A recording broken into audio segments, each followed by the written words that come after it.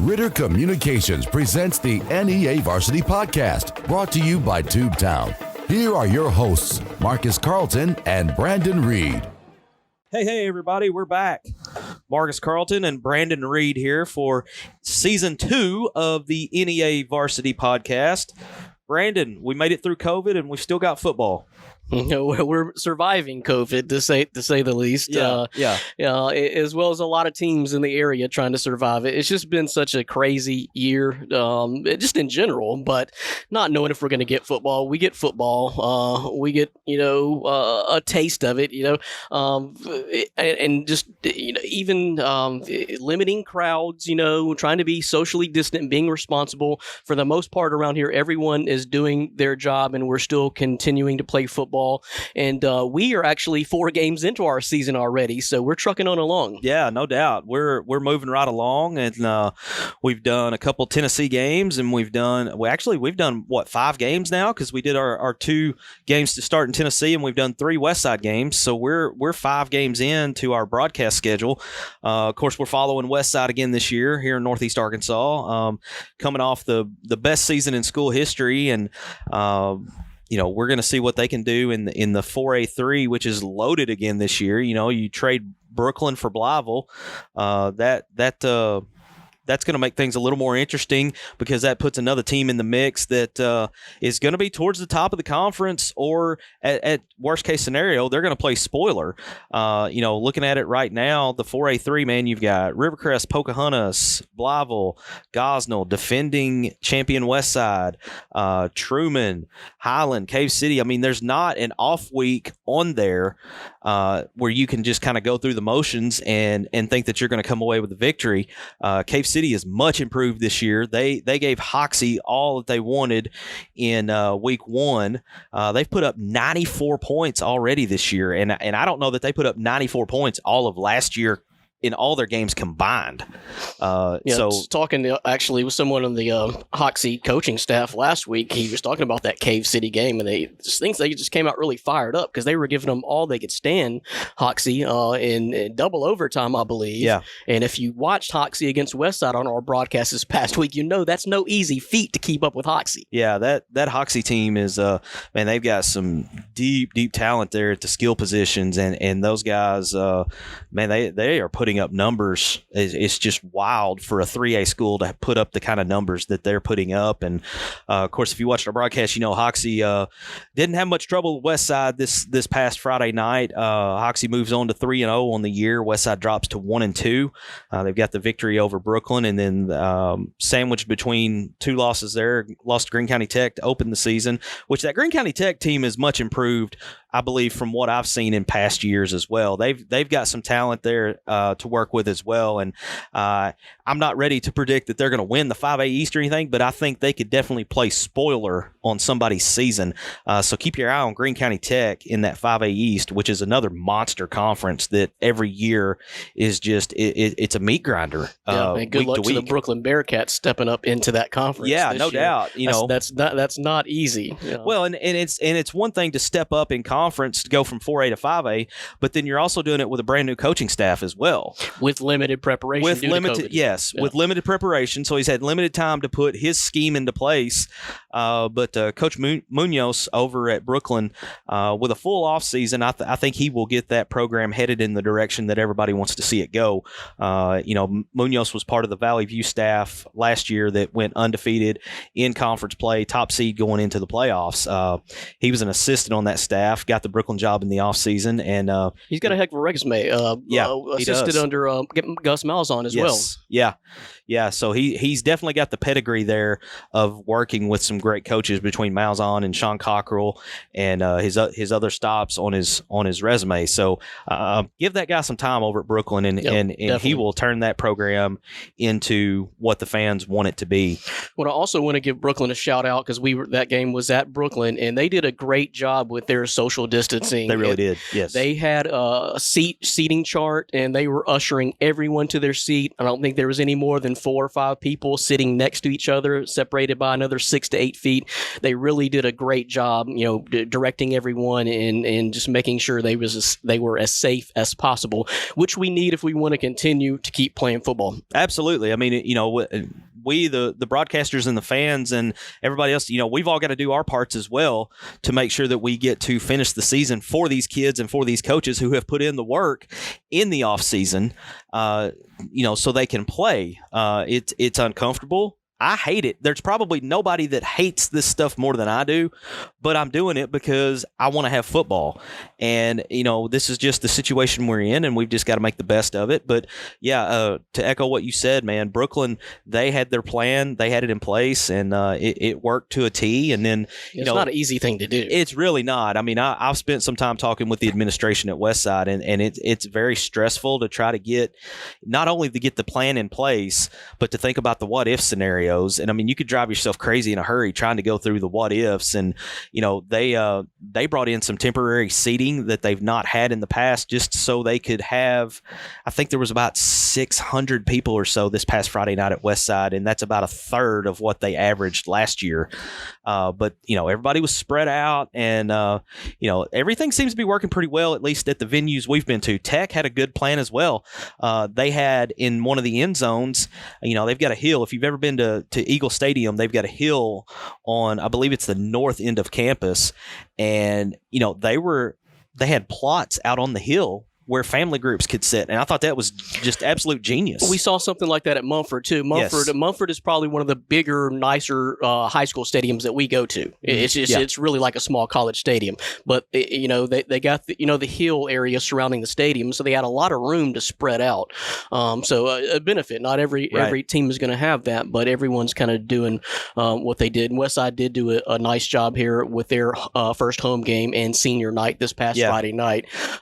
Just to talk about that game for a little bit, I don't want to neglect Hoxie because Hoxie's going to be a dangerous team to keep your eye on all season long. They are loaded, not only with the Powell brothers, Shenderick and Dalen, but they have a great offensive line, and there's some hidden talent in there that the Powell brothers kind of overshadow with Forrester, who plays receiver and backup quarterback, and another kid, Coleman, who's a big, tall receiver out there. So just loaded with talent there at Hoxie, and Westside found that out, unfortunately.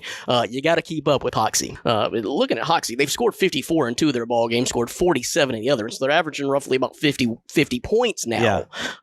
So just a dynamic offense there that it's just going to be hard to keep up with. And if you would have told Westside they're going to have to score 50 points to win that game, I'm not sure Coach Engel would have been very optimistic about doing that with missing so many pieces from last year, big pieces anywhere, with Logan McPherson, of course, and losing some off the offensive line. I think it's an opportunity for Westside to maybe spread it out a little bit more. And you see Coach Engel doing that. He's been really great at that for the last several years, just finding different ways to run the ball at you and spread it out. It's just going to be hard to do that and keep up. One other tidbit that we found out after the game from a Hoxie coach is that they have not punted all season long. Right. You look at those numbers they're putting up, though, and that's totally believable, but have not punted one time this year. That's insane. I mean, that if you make it through one game without having to punt, that's a great accomplishment. But to be 3 games into your season and you have yet to put your punter on the field, I mean, that's to me, that's unheard of. I don't know that I've ever heard of a team, at least in Northeast Arkansas, doing that. This Hoxie team, I know it's early and I know we've not got into conference play yet, but based on these first 3 games, it's going to be hard to pick against this team in that 3A3 conference.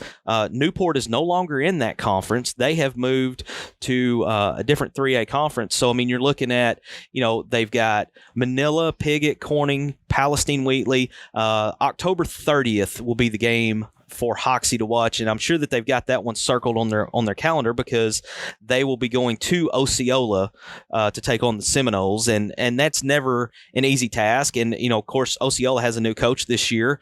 It's their previous coach who had all the successes now at West Memphis. Okay, there's a lot of schools that are off this week on the 18th. The schools that participated in week 0 are not playing this week. Westside's one of those. There are several others in the 4A conference that are not playing this week. I just think this season is going to be that way, to where when you look at the schedule, you can't look too far ahead because you may or may not have that game. You don't know what tomorrow is going to be, much less 6 weeks down the road. Well, that's something that I've heard an announcement made, I think, at every game I've been to this year, as the school administrations make several announcements during the game over the PA to the crowd, like, hey, be socially distant, be responsible, because we will have to shut this down.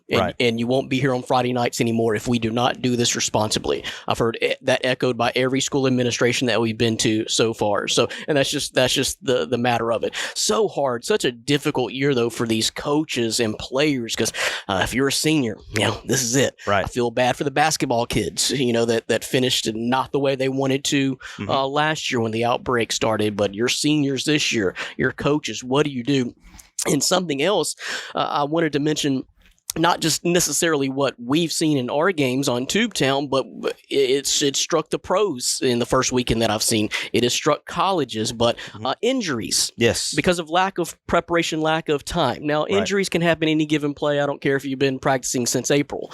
But there has to be probably something to that with limited preparation, to get ready to get into actual hard-hitting season football mode. I know of two kids at two different schools in Northeast Arkansas who had major scares with neck injuries. Both were ambulanced off the field. One was airlifted. The Valley View Rivercrest game, there was a player for Valley View that had to be airlifted over to Memphis with what they thought was a neck spinal injury. Now, fortunately, I read where he has been discharged and sent back home. So sounds like the recovery is going pretty well, but Jonesboro had one as well. And then, unfortunately, Cross Jumper had a severe leg injury that's going to sideline him for the rest of the season. But getting back to the two neck injuries, and this is just my opinion, but I think what has led to so many injuries so quickly is because you couldn't contact in practice for so long, and you couldn't work on your technique for tackling, and it that kind of leads to some bad habits sometimes. It's probably been November since you really did that. Right. I mean, when was the last time that some of these kids tackled because they couldn't do it in practice during the summer and the preseason? I mean, we were into August before these kids were even able to have contact at practice. And then games started, the week of August 28th. I mean, that's not much time to get your mind right and to work on your technique and get everything the way it should be. You may also contribute to that a little bit of sloppy play. Or reckless tackling, and I hate to speculate. That's just, again, my opinion as well. But it's got to be a part of it. It's got to trigger in there. We also saw it on the ASU game. A Kansas State player was carted off, and I did not see him move or give the thumbs up at all. Right. I can't remember who it was, and I didn't get a follow-up report of what happened, but he didn't give a thumbs up or nothing. They just wheeled him straight out of the arena. A very scary situation that delayed that Arkansas State game. So just something I'm kind of noticing. Several running backs have gone down in the NFL in the first week. It's just it's difficult, but what do you do? And I know if you're going to ask the players, they wouldn't trade it for the world. It's just so nice to be out there on the football field. I'll take my chances. Hey, coming up after this short break, we're going to visit with Andy Manus. He is the voice of Tubetown, and he's been with us every game this year. The 3 games with Westside, and then the 2 we did over at Tennessee, and we'll talk to him a little bit about how Westside's season has gone so far, and maybe look ahead. Westside's off this week, but they've got Truman coming up the week after, so we'll get a short preview from Andy, and we'll be back right after this. You're listening to the NEA Varsity Podcast. Denver's Refrigeration is a proud supporter of the Westside Warriors. Just like the Westside School District strives for excellence by engaging learners, empowering minds, and educating all, Denver's Refrigeration strives for excellence by providing you with knowledgeable staff, quality workmanship, and speedy service. At Denver's Refrigeration, we believe it's a great time to be a Westside Warrior. Denver's Refrigeration, 3501 East Parker Road in Jonesboro. Back here on the NEA Varsity Podcast. Joining me now on the Ritter Communications Hotline, the voice of Tubetown, Andy Manus. Andy, good to talk to you again, my man. Hey, Marcus. Thanks for having me, man. So we are 3 games into the Arkansas season with Westside. Westside 1-2 after this past Friday night. Dropped a home non-conference game to Hoxie. Tell us a little bit about from what you saw from your chair, Andy. I know I was running around wearing about 12 different hats during the broadcast, and I didn't get to watch nearly as closely as you and Blake did. But what was one of the big things that stuck out to you? Man, I think just the number of weapons that Hoxie has. I mean, this is a team that's playing at like a 5A level in the 3A. I mean, from quarterback to all the way down to safety. I mean, you've just got a stacked roster when it comes to the Hoxie Mustangs, and I just think still trying to put the pieces together. Westside. It was kind of the game that we expected, I guess is what I'm trying to get to, because we know that we're still trying to fill some roles. We're trying to, we've got a big footprint to fill after we lost some people, we lost some seniors and things like that from last year's team. So I think you just really saw Westside be outmatched by Hoxie. Because, I mean, again, look at their quarterback, look at their wide receiver, their running back. I mean, we talked through the game about the offensive line and the defensive line.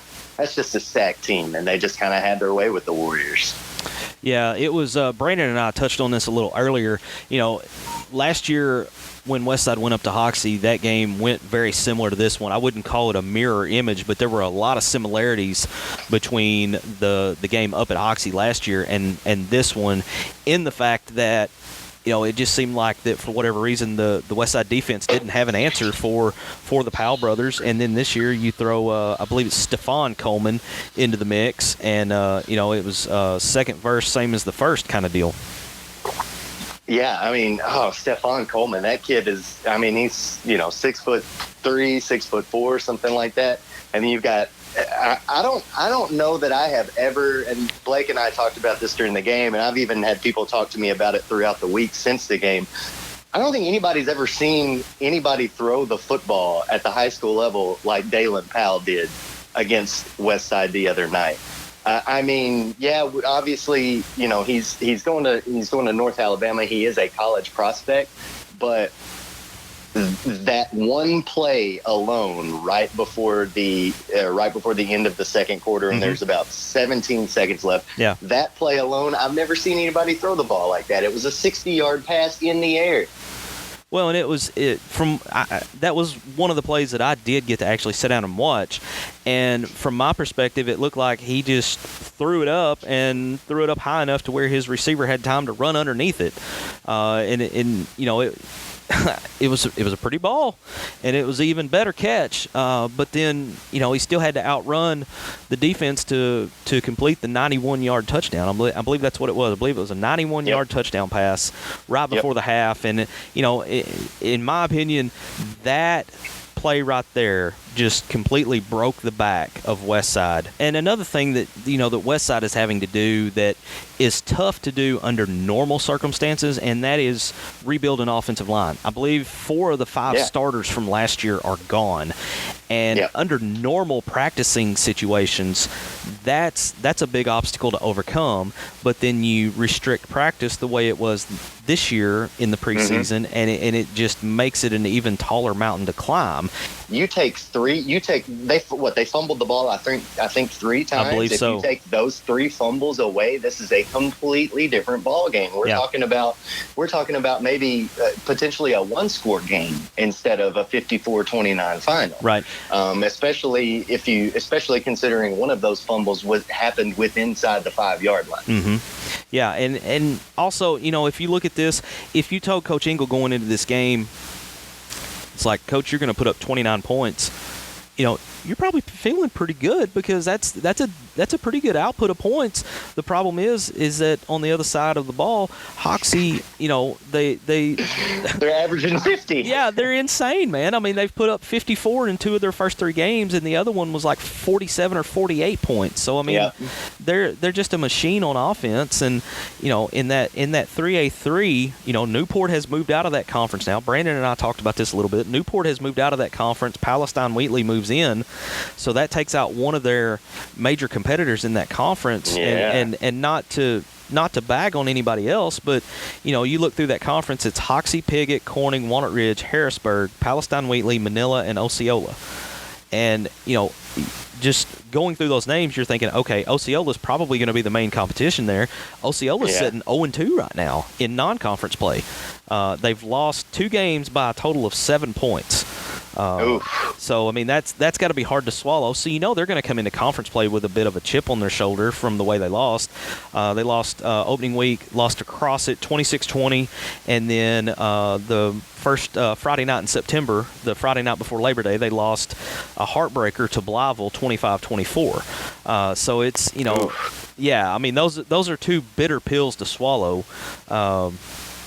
So they're going to come in, and then that Hoxie-Osceola game, we've talked about not looking too far ahead, but if you look ahead to October 30th, that's where that game falls, and I believe it's at Osceola this year. So, I mean, that could be very well the one that decides the 3A3 conference between those 2 teams. Hoxie's one of those teams in Northeast Arkansas that everybody's going to want to keep their eye on, because right now you got to think that they could have a legit shot at making it to Little Rock in November.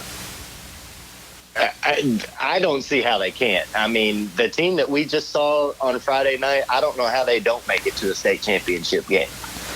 I mean, I just don't know how you come up with a recipe to stop that. You have to have an athletic defense, and you're going to have some depth, because those guys, they're not just quick. I mean, it's one thing to catch them once or twice. It's another thing to do it a whole football game. Right. And man, I'm telling you, when you get sick of seeing the back of somebody's jersey, that takes the air out of you real quick when you're staring at the back of those numbers trying to chase somebody down. Switching gears to get us back into that 4A3, Westside's off this Friday night. They get an off week to kind of heal up a little bit before conference play begins on the 25th, and they'll have Truman coming in to Warrior Stadium for their first conference game. I think a week off will do everybody some good, and I mean, this is always a fun game to be a part of. I mean, I remember that game we had a few years ago. It was one of the first overtime games that we had ever gotten to cover, and that was a lot of fun. And Westside didn't come out on top of that one. I think they lost. They missed a field goal after an extra point, or after a touchdown. Missed the extra point and ended up losing by 1. I think you're right. Yeah. But that was a fun game. This series between Truman and Westside has turned into a bit of a rivalry that seemed to start with that game that you mentioned when Westside missed the extra point, lost in overtime. 2 years ago, I believe it was, 2018, Westside went down to Truman after upsetting Rivercrest at home with a chance to clinch the conference title. Yeah, you're right. And they dropped that game. And they dropped that game in, I believe it was a heartbreaking loss. You come back last year, 2019, and same scenario. Westside is looking to get one step closer to clinching the conference title, and Truman comes in. And Westside ends up beating them and moves on to beat Gosnell the next week and win the conference title, as everybody knows. But it was not an easy game. I mean, it was a hard-fought battle last year. So, I mean, the last 3, 4, 5 games in this series have had major conference implications and have kind of gone back and forth. It's kind of been, win one, lose one, win one, lose one. So it'll be interesting to see what happens here, and I'm anxious to see how this off week benefits Westside as far as getting some little nagging injuries that may have piled up. Get those kind of healed up a little bit, and it'll be interesting to see how many more sophomores we see play key roles once we get into conference play here. Well, you're exactly right, because, I mean, you can use this bye week. You've got 3 games worth of tape that you can go back and look at, and you can use this bye week to sit down and say, okay, here are the things that we've done really well. here are the things that we really need to work on. Right. And that's when you can kind of start looking at some of those younger guys and start plugging them in some of these roles that we need them to fill in. Andy, enjoyed it, man. If I don't talk to you before, we'll see you across the river over there Friday night. All right, man. Sounds great. Y'all take care. Denver's Refrigeration is a proud supporter of the Westside Warriors. Just like the Westside School District strives for excellence by engaging learners, empowering minds, and educating all, Denver's Refrigeration strives for excellence by providing you with knowledgeable staff, quality workmanship, and speedy service. At Denver's Refrigeration, we believe it's a great time to be a Westside Warrior. Denver's Refrigeration, 3501 East Parker Road in Jonesboro. Back here on the NEA Varsity podcast. Just finished up our interview with Andy Manus, the voice of Tubetown. Brandon, always good to talk with Andy outside of the broadcast booth. Normally when we get to talk to him, we're basically either prepping for that night's broadcast or we're tearing down equipment and we're just all trying to get out of there. Right. You don't really ever have time to reflect. And that's how football season is with us. It just goes by so fast. Yeah, you no know, you never really have time for reflection because it seems like, hey, you know, at Friday night, well, guess what? You got typically college football on Saturday. That's where your focus is. You got NFL on Sunday. Next thing you know, it's Monday. You're preparing for a new week of football to do it all over again. And it's just like 10, 11, 12 straight weeks just fly by and you never have time to reflect. So it's good to catch up with Andy and you know, get some comments about what he was calling Friday night and what he saw Friday night. Just kind of wanted to wrap up here and just kind of do a dance around the area and give some love to all the schools. Now, Coach Coleman at Jonesboro has really had a tough luck of it right now. I'd be interested to get his opinion on how the lack of preparation or maybe limited off season has affected. You know, injuries are going to happen. You know, but you hate to see such significant pieces go down. Of course, you know, when it's your quarterback, you know, regardless of how good or how deep you are, you hate to see that, especially early on in the season. And that's what Jonesboro is dealing with right now, sitting at 1-2 in that 6A East. Tough luck there for Coach Coleman and the Jonesboro Hurricane so far this football season. Moving on to the 5A East, kind of a rundown win, sitting at 3-0. Greene County Tech, surprisingly, right up there at the top of that conference right now, doing well. A much improved 2-1 right now. Valley View is at 1-1. Brooklin's at 1-1, as well as Batesville. Nettleton is 1-2. Four Cities played one game. They dropped that contest. And Paragould is 0-3. In the 4A3, Rivercrest sits atop 2-0. Pocahontas 3-0, scoring a ton of points right now. And Truman, Blytheville, they're both 1-1. Gosnell, Westside, Highland, and Cave City sitting at 1-2 currently. And the 3A, we mentioned the Hoxie, 3-0, rolling along, scoring 155 points so far, averaging right at 50 points per game, a little bit over 50 points per game. Pigot's 2-1, Corning 1-1, Walnut Ridge 1-1, as well as Harrisburg. Palestine Wheatley 1-2, and Manila and Osceola are sitting at 0-2. And you mentioned that. I think with Andy there at Osceola, surprising sitting at 0-2. Right. That kind of lets you know how weird of a season it is. Well, yeah. I mean, this is the ultimate 2020 because you've got Corning sitting at 1-1 and Osceola at 0-2. Corning with that record of 1-1, you know, they got a couple victories last year. They got one this year. They've won more games in 2019 and 2020 than they had in like the previous 6-7 seasons. So I mean that's a program that it's slowly being turned around. Coach Treadway is slowly getting them back on the track and pointed in the right direction. Yep, all confidence in the world for him to do that. No doubt. And get kids excited about playing for the Corning Bobcats again. Dipping into the 2A, Mark Tree 1-0, just playing the one game so far this year. Cross County sitting at 2-0. Earl, East, EPC are both 1-1. McCroy at 1-2, and Cedar Ridge at 0-3. So that's kind of a rundown of where the teams stand in our area.